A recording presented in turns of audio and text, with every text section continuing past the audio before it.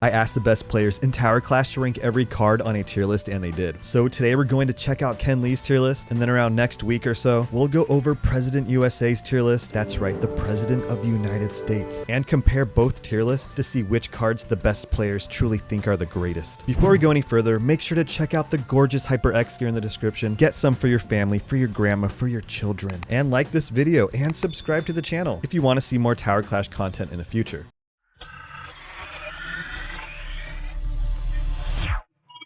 KenLee is a great player who has been ranking high in the Tower Clash arena for a very long time. He has done things like consecutively won first place 4 times, and he's helped me out in another video, so thanks again, KenLee. Now let's check out this new tier list and read what he has to say. Starting in the F tier, Ken has Ogres, Iron Guards, Infantry, Viking Warriors, and Soul Hunters. He says that they all have bad stats and bad skills. Moving into the E tier, we have the Priest Mage, Fire Wizard, and Paladin. The Priest Mage has bad stats, and its skill is not great. Only use this card in daily challenges if other choices are not available. The Fire Wizard also has bad stats and a lackluster skill. The only thing keeping the Paladin out of the F tier is his defense. All of his other stats are not great. However, since he does have strong defense, I like to pick him in daily challenges and combine him with other defensive cards to make a strong defensive deck. In the D tier, we have the Bandit and Ice Mage. Ken says that he sometimes uses the Bandit in daily challenges because of his skill, but his stats are very bad compared to other cards. The Ice Mage has very good defense with 88% of the max available, and his skill to slow down troops can be amazing to defend against other players, but his overall stats aside from defense are pretty bad, making him only a choice for daily challenges. In the C tier, we have the Witchcraft Totem and Bomber. Ken says maybe I've been unfair to this card and should rank him higher. After all, the Totem has an amazing skill, which makes him an excellent support card. He also says that the Totem has very decent stats for a common card, and he considers it to be a rare card. The Totem has 73% defense, 87% attack, and 92 to 138% speed. After skill upgrade, the Bomber can turn into a very good card with decent stats for a common card. It has 73% defense, 96% attack, and 77% speed. Furthermore, his skill allowing him to do 143% against the Master Tower makes him a beast in new maps where the castle is detached from your other builds. The only weak points here are his speed and defense. In the B tier, we have the Meteor Golem, Magic Apprentice, and Scholar. The Meteor Golem is a full tank card with 100% defensive stats, and at level 13, defense makes all the difference. He has 75% attack and 65% speed, and can produce good defensive decks if he has the right support cards with him, which may leave you with only one attack card, and that's why I don't pick him much. The Magic Apprentice has 76% defense, 100% attack, and 92% speed, but it can be a gamble, which is why he is only in the B tier. The Scholar is a full support card that cuts upgrade costs in half. It can be combined with other production cards to burst strategy that level up builds. However, you don't want to have a level 5 Scholar building because his stats are not great. Ken ranked Yasha and Harbingers between A and B. He says that Yasha is a decent card, but calling it a legendary card is a bit of a stretch. Perhaps an epic card. And to be fair, Yasha is too dependent on leveling up, which is not my style of play. However, I pick Yasha in a lot of challenges because he is great with level 7 cards, and from there I can employ an upgrade strategy. You need to use this card behind a high level 4 to 5 build to get his attack burst. You need him at level 4 at least to obtain a real burst with 121% attack. That is why I don't pick him much. At level 3, it is only 108% attack, and at level 5, it's 133%. I do prefer Peltist over him. The Harbinger of Fire is a legendary support card, but it's not the most popular legendary card. He has decent stats with 84% defense, 96% attack, and 92% speed, and his skill can be useful for several builds, but you need to be well coordinated with him and be able to control his skill and control the upgrade over the map. In the A tier, we have the Witcher and Stone Golem. After the last update, this card went from a full gambling card in the D or E tier to an A tier card. The Taurus Witcher is now a very decent card. Before the last update, his attack was 67% and now it drops to just 41%. And that made this card impossible to use on attack, which in turn makes it a full support card. He has 80% defense and 77% speed, which makes him good to support allied builds moving around the map. The upgrade from 0% to 100% production is now what makes this card an A tier card, and a skill to increase nearby building production between 10 and 50% is the key to success with this card. If the developers give us the ability to choose our decks before entering a match, I would have the Stone Golem in one of my decks. With a good strategy, this card can hold the enemy off, but it really depends on which map you get, because his skill won't benefit you in maps where you can only attack from one side. The recent update turned this card into a decent tank card, now with 92% defense and a speed increase from 57% to 65%. The Necromancer Lancer is a map-based card that is not easy to play with. His skill has a 20-second cooldown, which is a very long time in the game, and this is why it's not ranked higher. He has 80% defense, which is low for a legendary card. In fact, it's the worst of all legendary cards, but his 91% attack and 92% speed are very good. Between A and S, we have the Demon and Swordsman. Ken says the Demon was recently nerfed. His attack dropped from 108% to 100%, and his defense went from 76% to 72%, which makes him easy to conquer. Although he was nerfed and actually dropped from the S tier due to it, his speed was increased from 84 to 92%, and he is still teleporting over the map, which makes him a very fast attacking card, and that's why I'm holding on to him. The Swordsman is a tank with 88% defense and a skill that increases population at a high rate, 130% troop production speed. Mwah. He also has high attack at 91%, which makes him one of the best in the game. Even if I'm not ranking him in the S tier, he can, however, produce an S tier deck if you strategically place him alongside other cards. Maybe I should have put him in the S tier. Ladies and gentlemen, it's the moment we've all been waiting for, the S tier. The best cards in the game, according to one of the best players in the game, KenLee. Ken ranked Inquisitors, Pumpkin Guards, Voodoo Dolls, Templar, Knights, and Peltist in the S tier. Ken says the Inquisitor is the best overall card in the game. It has the second best defensive stats at 96%, only behind the Meteor Golem, and it has the highest attack possible in the game. In addition, the ability to cross neutral buildings is employed by highly strategic players to destroy their enemies. The Pumpkin Guard has maximum defensive stats, and his skill can turn the weak cards in your deck into tanks and make your tanks impenetrable. The Voodoo Doll has low stats, aside from the maximum amount of attack damage in the game, and this, along with its speed and skill, makes it one of the must-have aggressive cards in the game. The Templar Knight is a fast and hard-hitting card with 100% attack and 100% speed. It can also parry arrow attacks, which can make a difference in many maps that contain high-level neutral towers. After the last update, Peltist went into the tank territory. His defensive stats were increased by 10%, giving him 88%, which is the exact amount needed to be recognized as a tank. Peltist have a unique skill that increases their own attack every time they connect to an allied building. Without a connection, the Peltist only have 75% attack, but with a connection to 2 buildings, you can get him to 97%, and with 3 buildings, you can get him to 120%, and with 4, you can go to 143%. Alright guys, that does it for the video. Thank you so much for watching, and thank you to KenLee and PresidentUSA for their list and information. Stay tuned next time for PresidentUSA's tier list and more, so subscribe if you want to see that and more Tower Clash content in the future. Also, like this video. I'll see you guys later.